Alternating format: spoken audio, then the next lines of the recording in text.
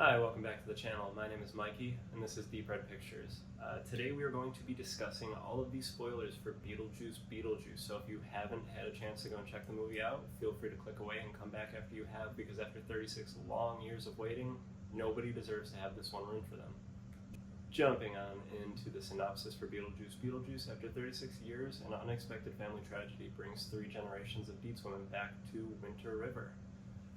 Unfortunately, with trouble brewing in both realms, it is just a matter of time before somebody says Beetlejuice 3 times. And just a quick little history lesson so we're all on the same page of the significance of this movie to me. 6 months ago, I had a little girl. We named her Lydia. For me, the reason for that name is very much so this IP. So going into this movie, the expectations and hopes were sky high. Does it live up? Those are the questions that we are going to answer here today. And starting off with the positives for Beetlejuice Beetlejuice, our first, and this is a big one, is the returning cast. After 36 long years, I think a lot of people had a lot of anxiety going into this in fear that some of these characters wouldn't look, feel, or speak the way that they did in 1988. And that is not the case with this movie. It seems that everybody who is returning really understood and cared for the character that they played back then, and came back to do those characters justice. And our next positive for Beetlejuice Beetlejuice is the production design. I think after this long, it was fair for most people to assume that they're going to go with CGI and all of these new modern technologies that weren't necessarily readily available to people back in the 80s. And that's not the case here.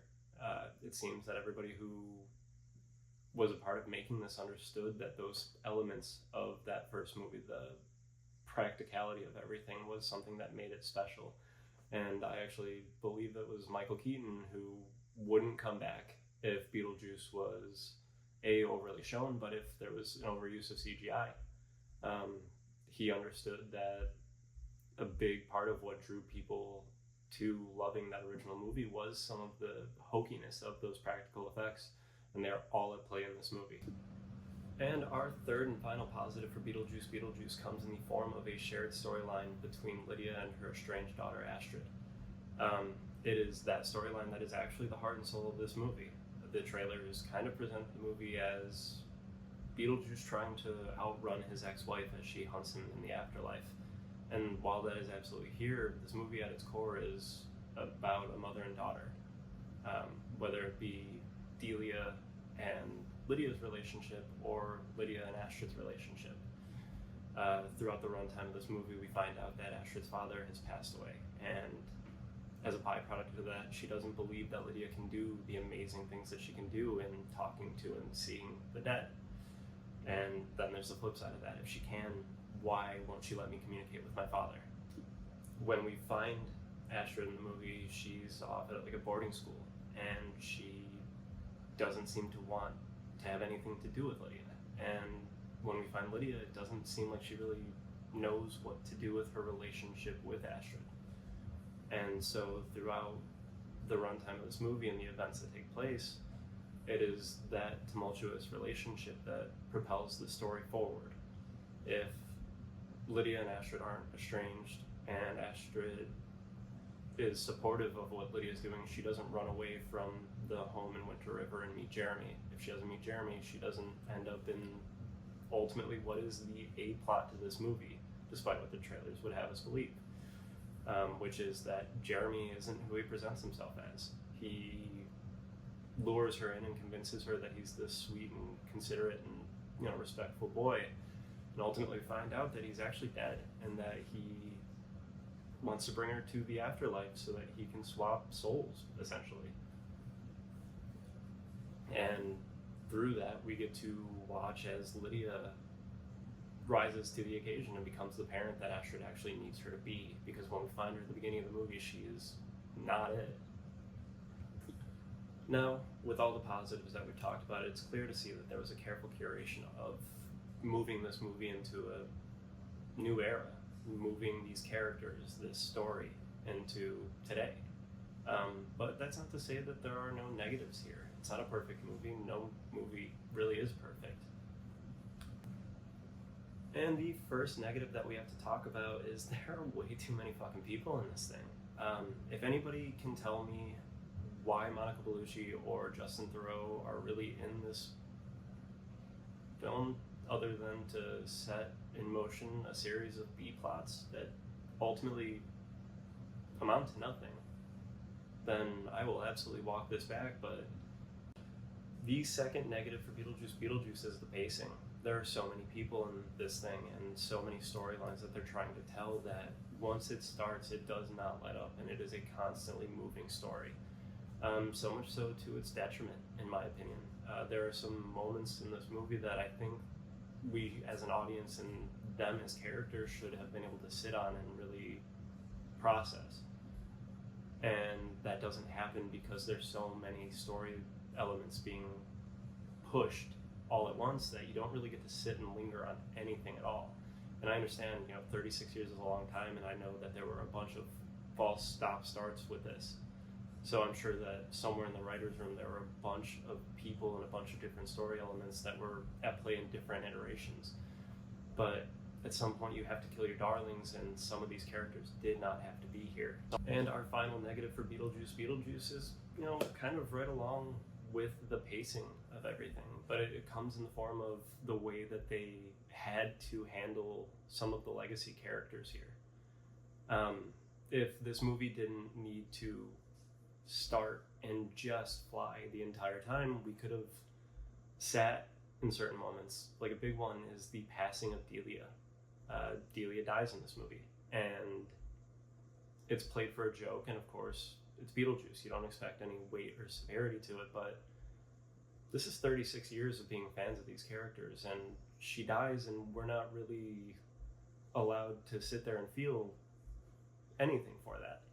Obviously, we know we're going to see her again. Obviously, we know that there's the entire afterlife that she will 1000% be in, but it just doesn't feel like there's any weight or importance to her death. And the same can be said for the Maitlands. Barbara and Adam are not in this movie, and instead of actually taking a moment to explain how they were able to move on and how Lydia was able to help them, it's just kind of thrown away. And now that's not always to say that that's a negative thing. There are certain people who aren't back this time around because they did terrible things in their personal lives. And to me, it actually kind of feels like there was more respect paid into his character not being in this movie than other characters who were played by people who kind of deserve respect. But again, these negatives aren't really negatives for me. Most of this is just nitpicking.